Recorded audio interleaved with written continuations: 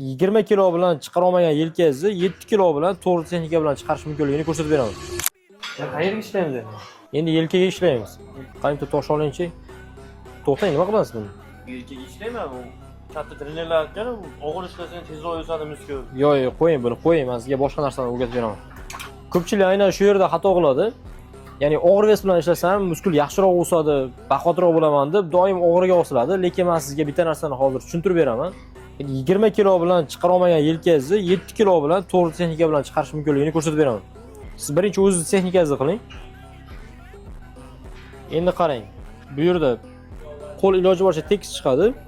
Sizga xalaqit berish mumkin bo'lgan yagona narsa trapetsiya yelkaga ulanib ketgan. Shuning uchun trapetsiyani yelkadan alohida his qilgan holatda ishlash kerak. Qani ikkita yonga.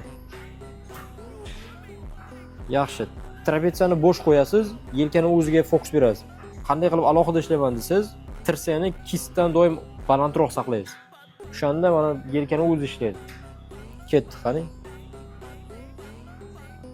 Yaxshi, teng yonga ochasiz, xuddi gantel otib o'rgandek va bu yerda trapetsiyani ishlatmaslikka harakat qilasiz. Yaxshi. 5 ta. 5, 4, 3, 2, 1. Trapetsiyani yengil qo'yamiz. Yaxshi. Qanday 7 kiloni o'zi ham yelkani charchatargan, qizdirarganmi? Ha, mashina ham ancha og'ritib qo'ydi o'zi qizdirib. Atiga bir qarib chiqadigan muskul uchun 35 kilolik toshni olib butun tanaga ishlashi keragi yo'q. 7 kilolik tosh bilan ham kichkina muskulga yaxshigina effekt bersa bo'ladi. To'g'ri, siz holatingizda ham yaxshi natija qilsa bo'ladi, lekin minimal vaqtda maksimal natija qilish uchun trener bilan ishlashni hammaga maslahat beraman.